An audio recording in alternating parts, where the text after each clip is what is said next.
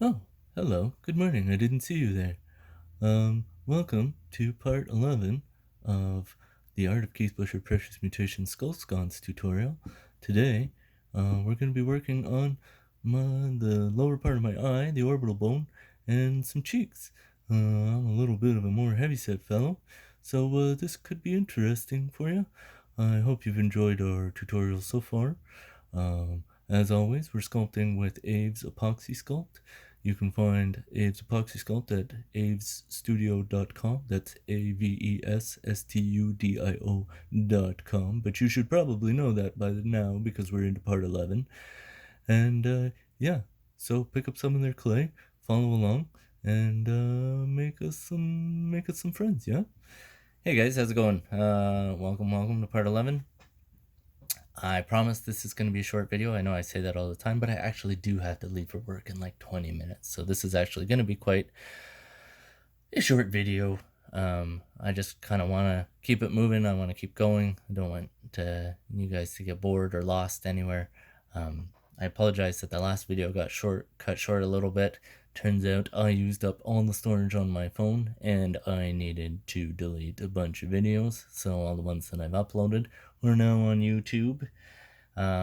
Feel free to check out our other tutorial that's going on as well, where we're adding Cthulhu to a miniature figurine piece. It's going to be pretty cool. We haven't quite started the sculpting process yet, but there's always some prep work that's involved before you do, as we did with this one in step 1. The other part of this sconce, the bigger skull, I'm in the process of painting it, doing the teeth and the eyes like we did in chapter 3, I think. So you guys don't have to watch me go through that whole thing again. It's basically the same, doing the gums, the teeth, the wash, right, the pupils. In the last couple, we showed you how to do the threading on the eyes on the bigger pieces so that the veins look a little more realistic. Keep the comments coming. I love it. You guys, there's been a few comments on our pages. People have sent me messages asking me questions and advice, and I love it. If you don't have comments and you don't need advice, but you think I'm doing something wrong, I'm all keen to hear, because I am totally self-taught and I am always looking for ways to make things easier for myself. So I want to learn from you guys as much as I want to kind of show you what I've learned. Alright, I'm just mixing up a little bit of clay here, and then we're going to go right in. Remember, we were talking that this is a little bit chubbier of a fellow, so we're going to use a little bit more clay than we normally use, right? So last time it was just like a little teardrop piece, and this one's going to be a much heavier. This still might be too heavy. Yeah, this is way too heavy. Okay, so I'm going to cut that actually in about half. If I tried it and I didn't like it, I can always fix it and go back. Okay, this is a little bit better. So, we've got quite a heavy set fellow here. So, the clay that we're going to use is less about the orbital bone and more about kind of that bloating. Right, now we do have some scar tissue and such as well that we have to deal with. Sorry, I'm just moving my water over to the other side so I don't have to reach across my body and through the screen every time. Right, so we still had that scar that we added yesterday. I'm sorry, I'm still getting used to this new camera angle. So if I fall out of the screen or anything, I've put up taping so that I can kind of see where I'm at. And I'm hoping that I stay constant, but it's a learning curve. Everything about this is a learning curve. I haven't done videos and stuff before, as I said, so this is all new to me. This is a slightly different tool than the soft roundover one I used last time, but it's good for really kind of blending and bringing stuff, mixing stuff together. Because this guy is a little more heavier set, his skin is going to be even though it's droopy down here, it's going to be a little more taut because it's bloated and it's, right? So we can use a smoother tool. We'll make sure we had a nice big schnoz on this guy. I was thinking that I would do the no-nose look on this particular guy, but I've decided that I'm going to save the no-nose look for the big guy, for the big head, because I think it'll be a little more impactful. Now, we also said that this guy, we talked yesterday about gravity having like an impact and basically pulling everything down, right? So even though he's bigger, we still want to kind of have everything sagging down a little bit. We're just going to push that back up and in there. And we're going to add, when we do our, so here, I don't want it to go right up to the eyeball because we're going to be having it kind of sag down a bit, right? We're going to have lines here. And then when we do the eyelid, so we're going to try and follow this orbital bone right back into the cheek here, right? And then when we're going to do this eyelid,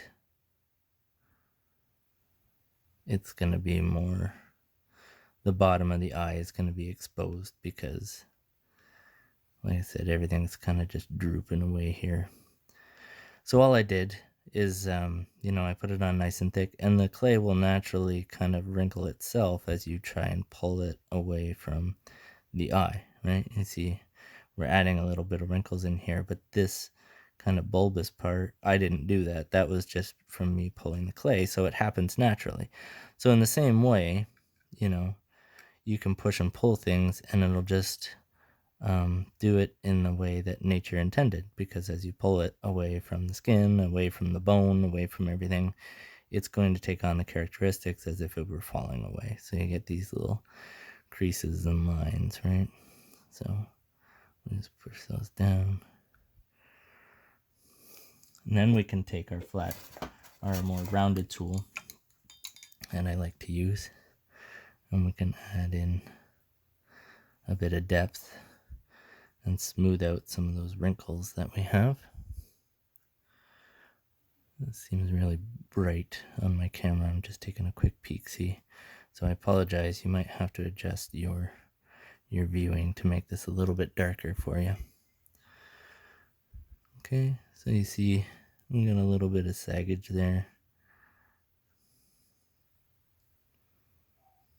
We can add a bit of texture in here, like the skin is all going gross, right?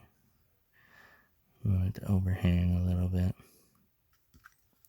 I haven't done a chubby guy in a while, so I'm hoping this works out well. But you see that little piece of flat skin that we had yesterday that was quite loose is actually firmed up quite hard now. Now, let's do the other side real quick, and hopefully I can get a brow in as well before it's time to run off to work. Guys, just send me tons of money, please, so I don't have to go to work anymore. I can just stay here and make art for you guys and make art for me. That's a lesson in itself. If you're looking at getting into this, it really helps if you love what you do. My best pieces are pieces that I built for me, and then they appeal to somebody else, and somebody else wants to buy it. I like to see, hey, can I do this? Is this possible? Is it a thing that can be done, or am I just being over imaginative? When I try and make stuff that I'm like, oh, this will sell for sure because I have a show coming up or something, it never, if it's not for me, if it's something that I'm building because I think other people are gonna love it and it's not really necessarily my style, or if it's not really something that calls to me, then it shows in the piece, and oftentimes it doesn't flow, it doesn't work right. So always be making art that you're interested in. Always be making stuff for you, because if you're making stuff for other people, I don't know, That's just another one of those, it's my opinion, but I believe that when you're making art for other people, it just loses something in its appeal. But, what are you gonna do? I truly believe that when you make pieces that you want, that you're inspired by, that intrigue you, that other people will see the passion in that piece, that other people will see the idea because you've thought about it longer and harder. That's not to say that I haven't made, if I do a Comic-Con or something and there is somebody there, I got my artistic passion from watching other people, seeing movies. I'm obviously inspired by like horror movies and those sorts of things because I find them to be the most imaginative. But if I'm doing a Comic-Con or something and there's somebody there who I have the chance to meet, oftentimes, I think I've talked about this before, but oftentimes I'll create a piece for them. I'll create something that's inspired by one of their movies or by a character they portrayed, or I'll do a crossover piece and then I'll take it up to them to get it autographed because it's kind of my way of saying, hey, thanks for, for influencing me as a child and creating these wonderful characters and fueling my imagination, which ultimately led me to wanting to create art and wanting to build things that are inspiring, hopefully inspiring for other people. And that generally opens a conversation. But those are the times where I'm like, I still am making it for me because these are people that impress me and people who inspire me. So I'm still making it for me. But it's really neat to kind of go out and get those pieces autographed and meet the people and see their reactions. And sometimes it's really cool and they're really into it and they'll talk to you and other times not so much. Sometimes they're just like, let me, I'm tired. I've been here a long time. Let me sign it and go away. But I've met some really, really cool people. When the first piece that I really passionately made was the zombie foosball table. Sorry, this is a tutorial, not a biography. When I made the zombie foosball table, I met George Romero, Eugene Clark, Sherman Howard, and got them to sign the table. And that was really inspiring because that was like 6 months worth of blood, sweat, and tears went into that table. So for them to really enjoy it and see that the ideas that I put into it, that was pretty amazing for me. Pretty high praise that they came to my booth to see it and actually sign my work. I've met people like Tim Curry. I've met Michael Rooker, Doug Bradley, Tom Savini, who's a big, influencer of mine in his work and props and special effects and stuff. Anyway, so we're adding lots of, I know we said he was like bloated and stuff, but we're adding a lot of saggage to kind of this guy.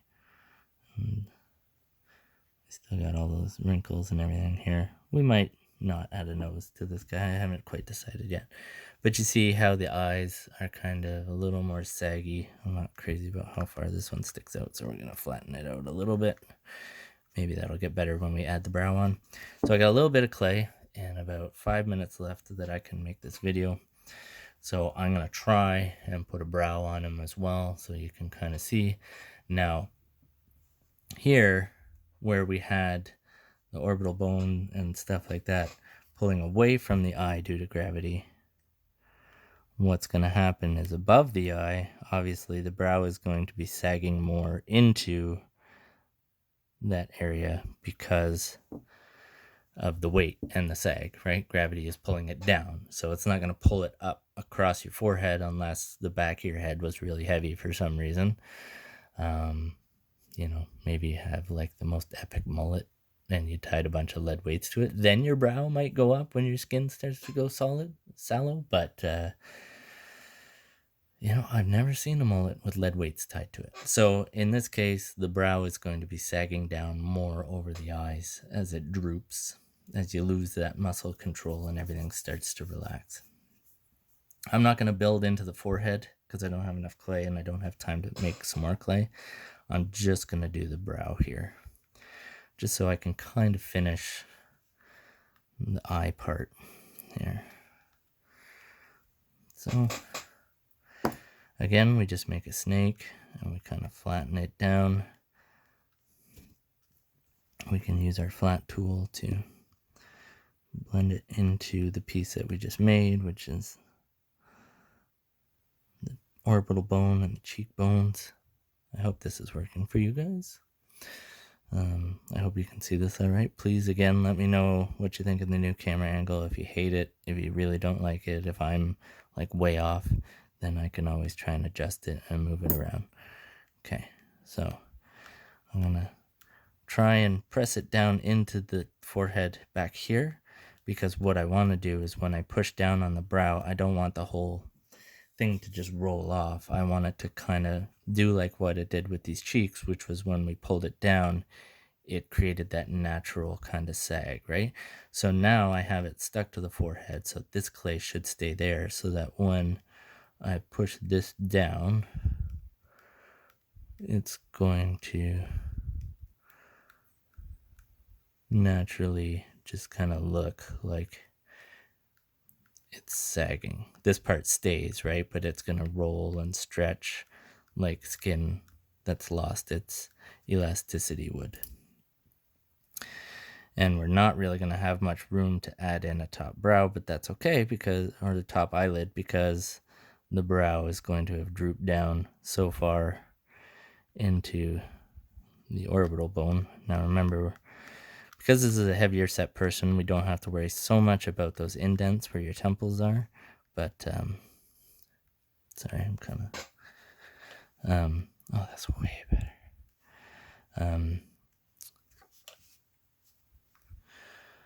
We don't have to worry so much because that's going to be a little bit chubbier, but we are going to push it in a little bit and then we can add our clay on later.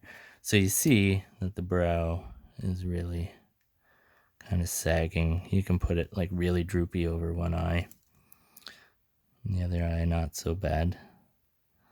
Right? Everything seems to kind of be sagging and off to the right here on this guy because of the fact that the way that he's on this guy's head, everything seems to be kind of drooping this way. So we'll make this brow kind of droop down a little bit further. We still want to have, you know, a bit of expression. So we're gonna add, there still will be a little bit of a, let's use our flat tool for this. We're still gonna make a difference between the brow and the orbital bone and the forehead.